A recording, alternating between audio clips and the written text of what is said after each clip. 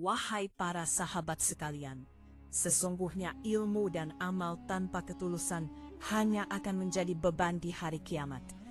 Pernahkah kalian membayangkan mengapa seseorang yang meninggal di malam yang sangat mulia, yaitu malam Isra Mi'raj atau malam 27 Rajab, justru mendapatkan azab yang begitu pedih tepat saat ia baru saja dikuburkan?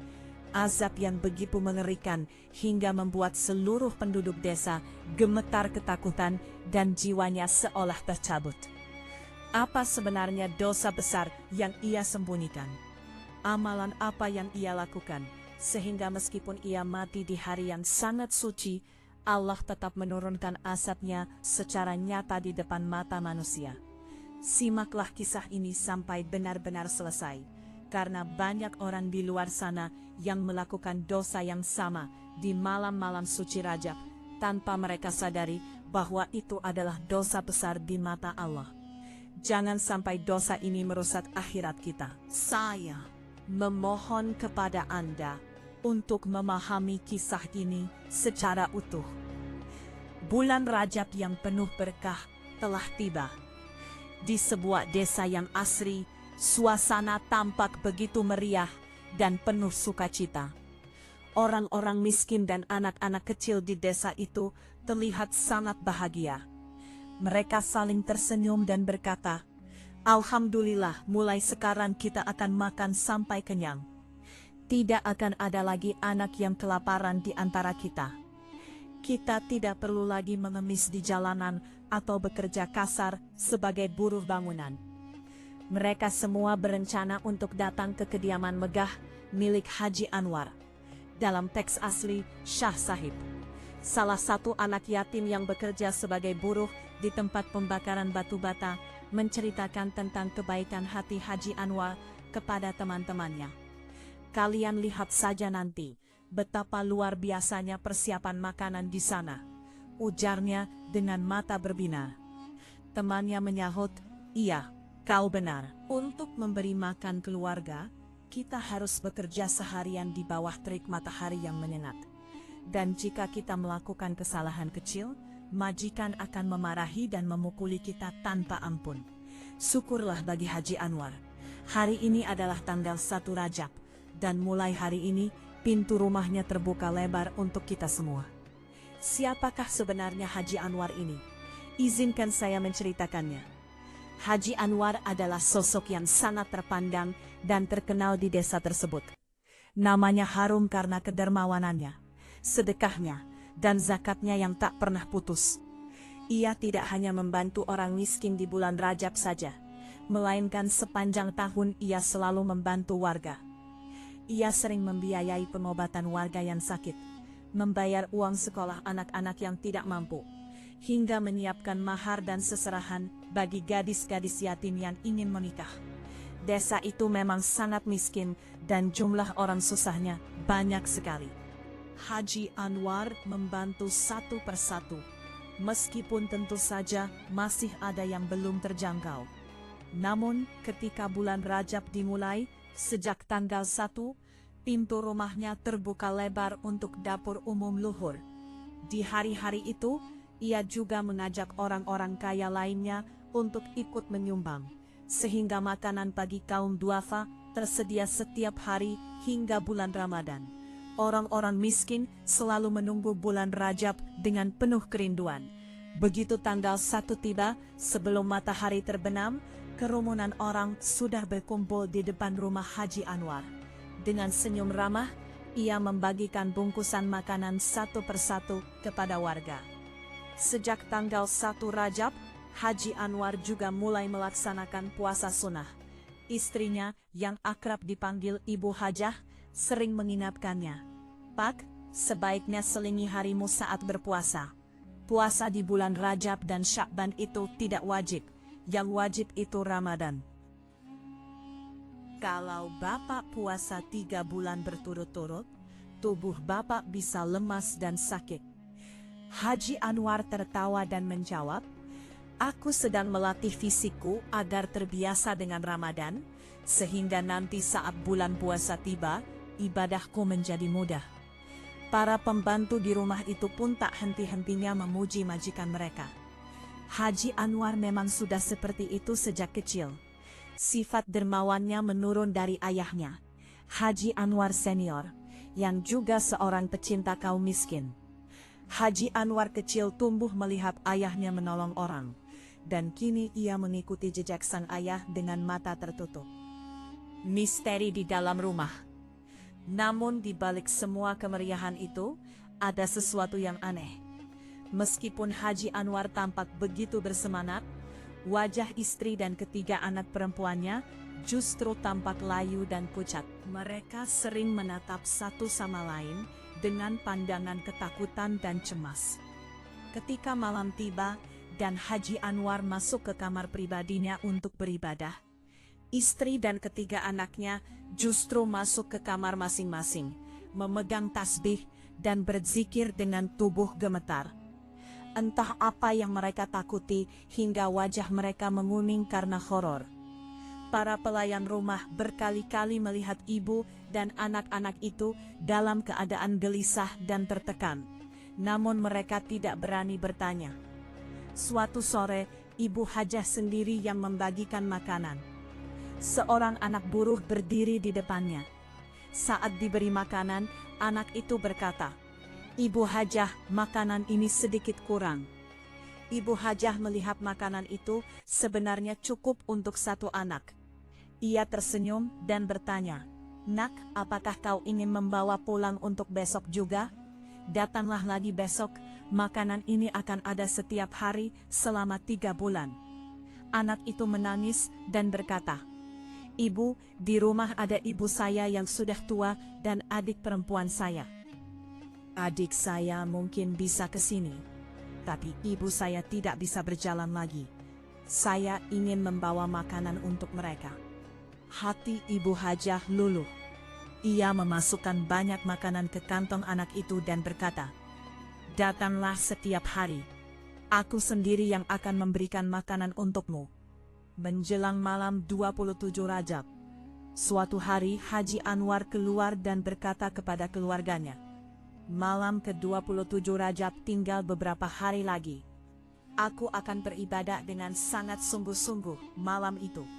Dan kalian juga harus beribadah dengan sepenuh hati, karena malam itu kedudukannya sangat mulia dalam Islam." Ia berbicara dengan penuh semangat sambil memejamkan mata. Warga desa yang mendengarnya merasa kagum. Namun Ibu Hajah menatapnya dengan pandangan kosong.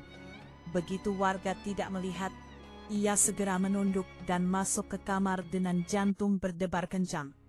Di dalam kamar, kedua putrinya sudah menunggunya sambil menangis terseduh-seduh.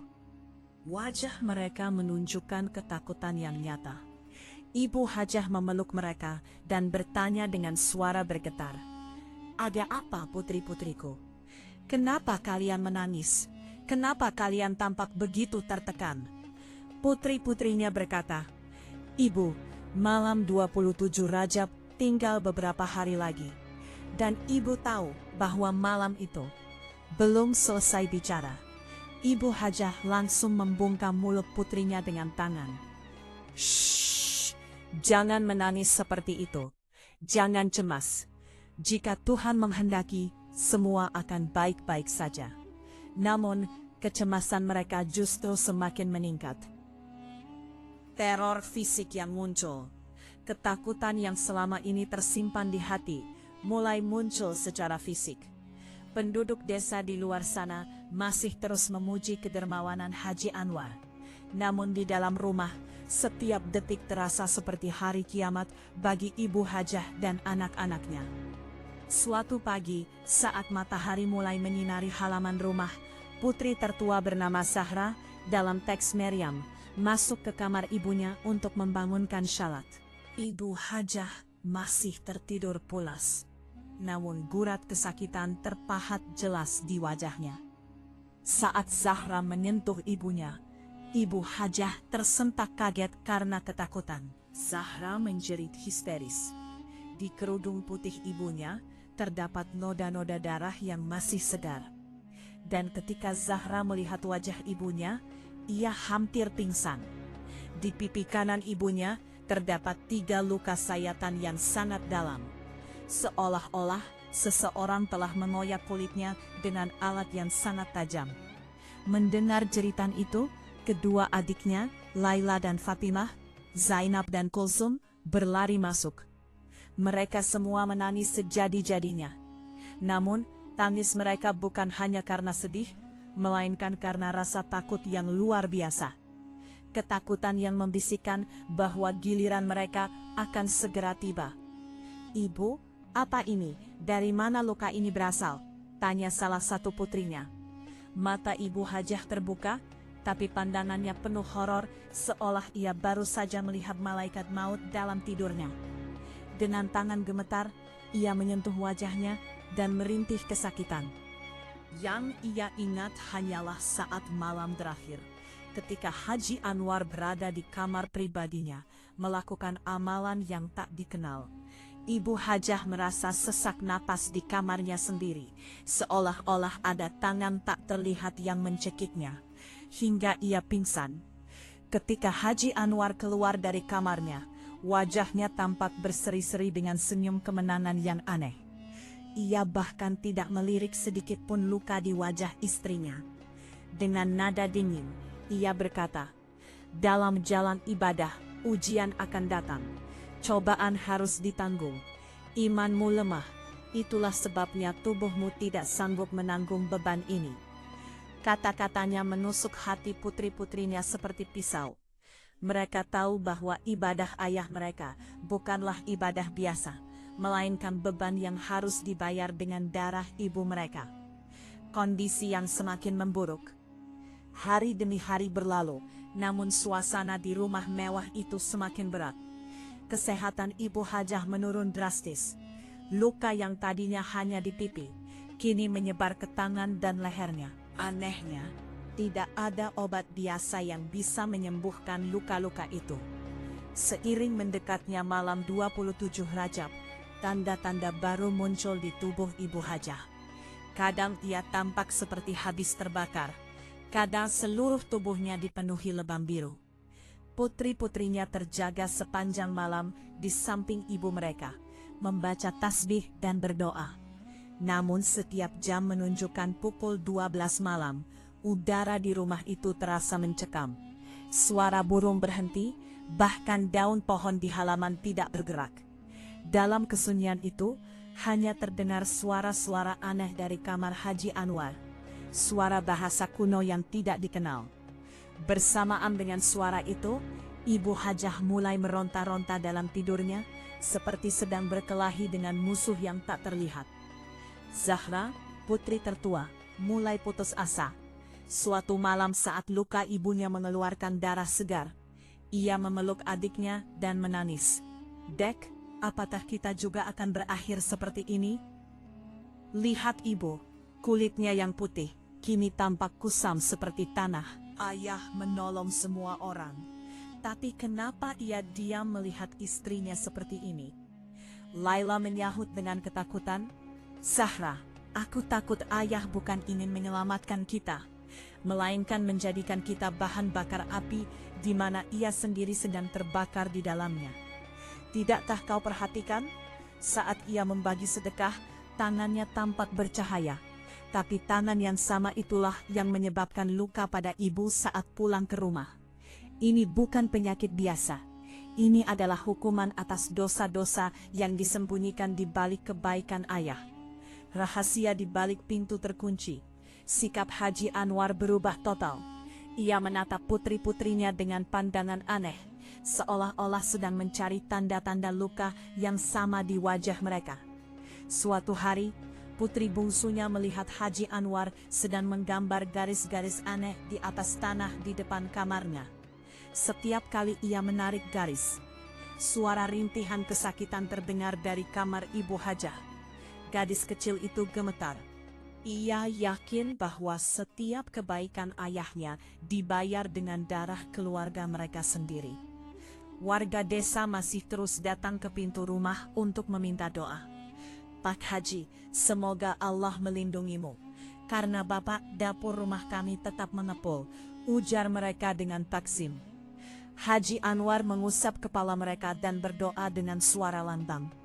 Namun di dalam rumah, napas Ibu Hajah mulai terputus-putus. Luka-lukanya mulai membusuk dan mengeluarkan bau yang tidak lazim. Putri-putrinya kesulitan berada di dekat ibunya. Namun cinta dan rasa takut menahan mereka di sana. 2 hari sebelum 27 Rajab, kondisi Ibu Hajah sangat kritis hingga ia tidak bisa bicara. Matanya terpaku ke langit-langit kamar, seolah melihat sesuatu yang tidak dilihat orang lain. Tiba-tiba, ia meremas tangan Zahra dengan kuat, dan dari bibirnya yang kering, keluar satu kata. Lari. Zahra gemetar. Kami tidak bisa meninggalkan ibu. Namun Ibu Hajah sudah kembali dalam keadaan setengah mati. Malam itu, Haji Anwar masuk ke kamarnya. Zahra memberanikan diri mengintip melalui celah pintu. Ia ingin tahu apa yang sebenarnya terjadi di dalam. Melalui celah itu, ia melihat bahwa di dalam sana tidak ada ibadah. Tidak ada tasbih. Haji Anwar duduk di depan sebuah kitab besar yang sangat tua. Ia menyayat tangannya sendiri dan menggunakan darahnya untuk menulis sesuatu di atas tanah. Cahaya yang selama ini dilihat orang di wajahnya, kini berubah menjadi kegelapan yang pekat. Zahra mundur perlahan, kepalanya pening.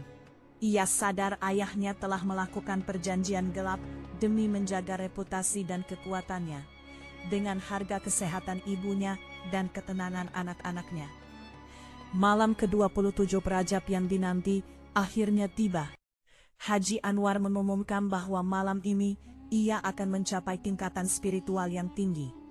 Jantung putri-putrinya berdebar kencang. Mereka tahu setelah ibunya, target berikutnya adalah mereka.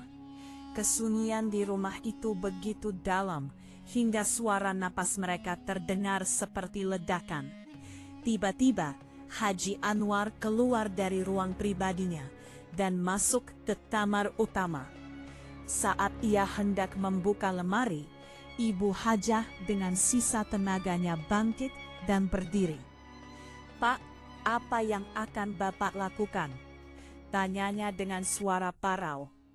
Haji Anwar menatapnya tajam. "Apa maksudmu? Apa yang biasanya terjadi, itulah yang akan terjadi. Kau siapa berani bertanya padaku?" Ibu Hajah berkata dengan suara bergetar, "Pak, Bapak lupa malam ini malam apa? Ini malam ibadah yang besar. Seharusnya kita mencari ridha Allah. Kenapa Bapak justru membuat Allah murka dengan perbuatan ini? Tidakkah Bapak tahu bahwa selain hak Allah, ada juga hak hamba-hambanya?" Kata-kata singkat ini seolah-olah menjadi pemicu kemarahan yang dahsyat. Suara teriakan mulai terdengar hingga keluar. Kedua putrinya yang menempelkan telinga ke pintu gemetar hebat. "Ayah marah lagi. Mungkin dia sedang sangat khusyuk dalam amalan kotornya," bisik adiknya sambil menangis. "Aku sudah lemah karena demam. Aku tidak kuat menanggung azab ini." Putri tertua memeluknya erat. Mereka berdua menangis ketakutan. Tiba-tiba terdengar gedoran keras di pintu kamar mereka. Haji Anwar berteriak lantang, "Buka pintunya. Malam ini malam ibadah dan kalian mengunci diri di kamar. Kalian sama saja dengan ibu kalian, ingin menyia-nyiakan malam mulia ini. Buka pintu dan ikut aku beribadah." Saat itu para pembantu berada di pavilion yang jauh, sehingga suara Haji Anwar tidak terdengar oleh mereka. Ibu Hajah berkata dengan lemah, "Biarkan mereka beribadah di kamar masing-masing. Saya yang akan menemani Bapak. Mari kita ke ruang ibadah Bapak."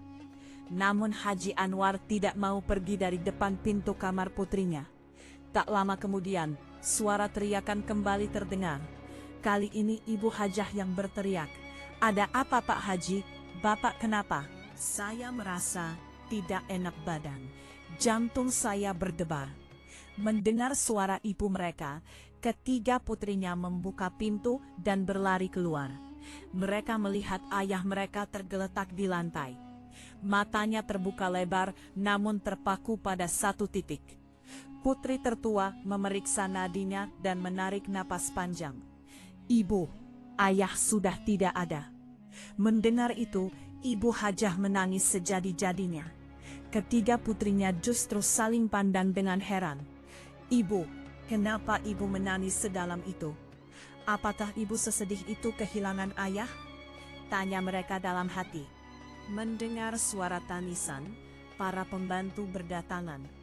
Kabar meninggalnya Haji Anwar menyebar dengan cepat, dan keesokan harinya saat subuh, seluruh desa gempar. Keanehan saat takziah. Seluruh warga desa berkumpul di rumah mewah itu.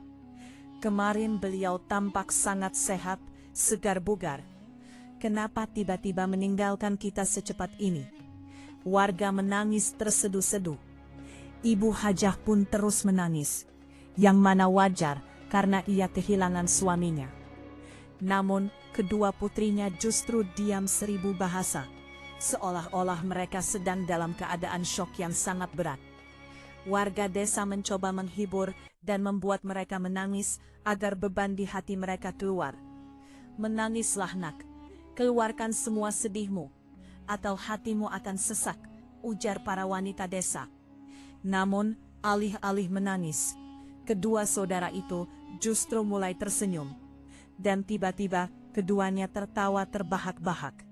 Mereka tertawa keras sekali hingga tampak seperti orang gila. Jenazah ayah kalian ada di depan mata dan kalian malah tertawa? Warga desa menganggap mereka sudah gila karena tidak sanggup menanggung duka kehilangan ayah yang begitu baik. Warga terus menangisi nasib mereka sendiri. Siapa yang akan memberi kami makan sekarang? Siapa yang akan membantu kami? Ujar anak-anak yatim itu. Haji Anwar sering memberikan uang tunai selain makanan kepada mereka.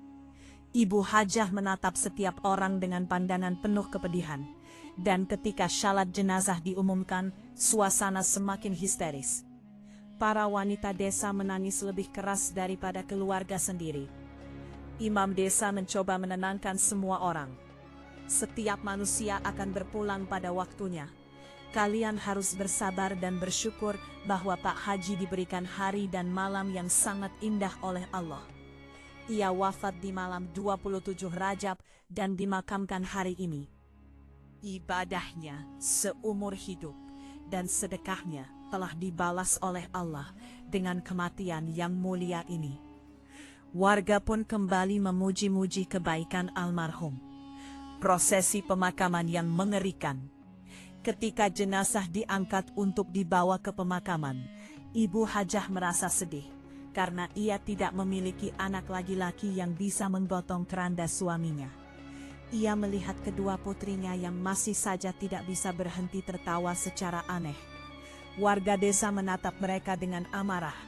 Kenapa mereka tertawa di saat jenazah ayahnya lewat? Namun Ibu Hajah tahu persis mengapa mereka tertawa dan mengapa tidak ada air mata di mata mereka. Tapi ia tidak bisa menjelaskan itu kepada warga. Sepanjang hidupnya ia menjaga martabat suaminya, tidak pernah membicarakan satupun kata buruk tentang suaminya. Bagaimana mungkin setelah mati ia akan menghina suaminya? Iring-iringan jenazah keluar dari pintu gerbang rumah yang besar. Udara dipenuhi dengan pujian atas kebaikan Haji Anwar. Setiap orang berebut ingin menggotong keranda itu. Makam sudah penuh sesak oleh orang. Imam desa yang janggutnya basah oleh air mata berkata dengan suara lantang, "Wahai manusia, hari ini sebidang tanah telah menjadi yatim. Hari ini langit menangisi seorang ahli ibadah yang malam-malamnya dihabiskan untuk bersujud. Namun, tidak ada yang tahu keputusan mengerikan apa yang telah disiapkan takdir untuk malam itu. Begitu sampai di pemakaman dan keranda diletakkan di tanah, suasana tiba-tiba berubah menjadi sunyi yang mencekam dan menyesakkan napas. Burung-burung berhenti berkicau. Dan tiba-tiba tercium bau busuk yang sangat menyengat, lebih busuk dari bangkai manapun yang pernah ada. Warga saling pandang, namun tidak ada yang berani bicara. Saat salat jenazah selesai dan tubuh Haji Anwar hendak diturunkan ke liang lahat, terdengar suara dentuman keras dari dalam tanah, seolah-olah ada gunung yang meledak. 4 pria kuat yang menurunkan jenazah terpental ke belakang karena guncangan yang sangat hebat. Getaran itu terasa hingga ke kaki setiap orang di sana. Seketika itu juga, asap hitam pekat keluar dari dalam kubur, menutupi sinar matahari hingga suasana menjadi gelap gulita. Ketika asap mulai menipis, sebuah pemandangan mengerikan terlihat. Sesuatu yang menghancurkan logika manusia. Kain kafan Haji Anwar di bagian leher telah sobek. Lidahnya menjulur keluar dari mulutnya, terus memanjang hingga melewati dada dan menjuntai sampai ke kakinya. Lidah itu bukan lagi gumpalan daging, melainkan hitam legan seperti arang dan membara seperti api yang menyala. Dari lidah itu menetes cairan kuning kental yang mengeluarkan api kecil. Tidak berhenti di situ, dari dinding kuburan, ratusan ular hitam dan kalajengking raksasa mulai keluar. Ular-ular itu begitu besar, hingga seolah-olah bisa menelan seluruh tubuh. Kalajengking itu mulai menyengat lidah dan matanya dengan sengat yang sangat beracun. Wajah Haji Anwar yang tadinya dianggap bercahaya, kini berubah menjadi sosok yang sangat mengerikan dan hancur. Orang-orang menjerit ketakutan. Mereka mulai membaca kalimat syahadat, namun azab itu tidak kunjung reda. Tasbih di tangan imam desa terjatuh. Ia berdiri mematung dengan kaki gemetar. Dengan susah payah, beberapa orang memberanikan diri melemparkan tanah untuk menutupi pemandangan mengerikan itu. Namun setiap kali tanah jatuh ke dalam kubur, tanah itu langsung mendidih seperti lava panas. Akhirnya makam itu berhasil ditutup, namun suara rintihan tertahan dan desisan ular dari dalam tanah masih terdengar jelas di telinga warga. Orang-orang lari kocar-kacir meninggalkan pemakaman dan langsung menuju rumah mewah Haji Anwar. Di benak mereka hanya ada satu pertanyaan. Mengapa orang yang dianggap suci ini mendapatkan perlakuan sedahsyat ini dari alam? Pengakuan Ibu Hajah. Ketika warga sampai di rumah, Ibu Hajah sedang duduk di atas tikar usang di halaman. Wajahnya tidak menunjukkan kesedihan, melainkan campuran antara kelelahan yang luar biasa dan rasa lega yang mendalam. Kedua putrinya berdiri bersandar di dinding dengan pandangan kosong. Imam desa mendekat dan bertanya dengan suara gemetar. "Ibu Hajah, beritahu kami kebenaran tentang Pak Haji. Kami telah melihat apa yang tidak pernah kami bayangkan dalam mimpi. Seseorang yang wafat di malam 27 Rajab, yang menghabiskan malam di sajadah, yang memberi makan orang miskin. Kenapa lidahnya terbakar api? Kenapa lidahnya menjulur sampai ke kaki? Kenapa ular dan kalajengking mengerumuninya? Ibu, demi Tuhan ceritakan kebenarannya, atau iman kami akan goyah." Ibu Hajah mengangkat kepalanya. Air mata dingin menetes di pipinya. Ia menarik napas dalam-dalam dan menunjuk ke arah putri-putrinya. "Pak Imam, Anda hanya melihat sajadah Haji Anwar yang terbentang di luar. Anda tidak pernah melihat dinding kamar ibadahnya yang diwarnai dengan darah kami. Kalian bilang ia menghormati bulan Rajab. Benar. Di bulan Rajab ia menghabiskan malam-malamnya di ruang ibadah. Namun, di balik pintu yang tertutup itu, permainan setan apa yang ia lakukan hanya kami bertiga yang tahu. Ia memang duduk di sajadah sepanjang malam, tapi di satu tangannya ada tasbih, dan di tangan lainnya ada botol minuman keras. Hamar. Suasana menjadi sunyi senyap, seolah-olah semua orang tersengat listrik. Suara Ibu Hajah kini menjadi lantang dan tegas. Setelah minum hamar dan kehilangan kesadaran, sasarannya adalah aku dan kedua putriku yang tidak berdosa ini. Ia mencaci maki kami dengan kata-kata yang sangat kotor. kata-kata yang jika didengar manusia biasa, mereka bisa mati karena malu. Ia memukuli kami seperti binatang dan menyebutnya sebagai ujian kesucian jiwa. Seluruh bulan Rajab bagi kami adalah neraka dunia. Ia memaksa kami berdiri dengan satu kaki sepanjang malam sambil membaca tasbih. Dan jika kaki kami gemetar karena lelah atau kami jatuh, ia dalam keadaan mabuk akan menendang dan mencambuk kami. Ia bilang, dengan menyiksa kalianlah derajat ibadahku akan naik di sisi Tuhan. Putri bungsunya tiba-tiba bicara, Pak Imam, Anda melihat sedekah dari tangannya, tapi Anda tidak melihat bekas luka lebam di tubuh kami akibat tangannya. Ia bilang kepada kami bahwa diam atas kezaliman ini adalah jalan keselamatan kami karena ia adalah hamba pilihan Tuhan. Ia menjadikan agama sebagai topeng untuk dosa-dosanya. Di luar ia menjanjikan surga kepada kalian, tapi di dalam rumah ia menjerumuskan kami ke dalam api neraka. Ibu Hajah kemudian menyingsingkan lengan bajunya. Di sana terdapat bekas luka cambukan lama dan baru yang sangat dalam. Lihatlah tanda ini. Ini adalah hadiah dari malam-malam Rajab saat Haji Anwar beribadah. Lidah yang Anda lihat terbakar tadi adalah hukuman bagi lidah yang ia gunakan untuk berzikir sekaligus meminum khamar dan menghina kami. Lidah yang panjang sampai ke kaki adalah hukuman atas kesombongannya yang menganggap kami hanya seperti serangga kecil. Ular dan kalajengking itu adalah wujud dari dosa-dosa yang ia pelihara selama bertahun-tahun di dalam kegelapan ruang ibadahnya. Putri-putriku tertawa hari ini bukan karena mereka gila, tapi karena bagi mereka hari ini bukan ayah mereka yang mati, melainkan musuh terbesar mereka telah binasa. Hari ini mereka merdeka. Penutup. Semua orang yang hadir tertunduk malu. Mereka yang tadinya memuja-muja Haji Anwar kini tidak berani saling menatap. Anak-anak yatim yang menangisi kematiannya kini saling pandang dengan heran. Imam desa pun menunduk dalam penyesalan. Ia sadar bahwa takdir mungkin terlambat memberi peringatan, tapi tidak pernah tidur. Kemunafikan dan kepalsuan akan berakhir dengan kehinaan yang luar biasa. Suara Ibu Hajah kini melemah, namun penuh penekanan. Wahai manusia, mulai hari ini jangan pernah tertipu oleh cahaya di wajah seseorang, atau panjangnya tasbih di tangannya. Agama yang asli bukan yang dipamerkan di atas sajadah di depan orang banyak. Agama yang asli adalah bagaimana seseorang memperlakukan istri dan anak-anaknya di dalam rumah. Haji Anwar bersandiwara dalam hak-hak Allah, namun ia menginjak-injak hak-hak sesama manusia.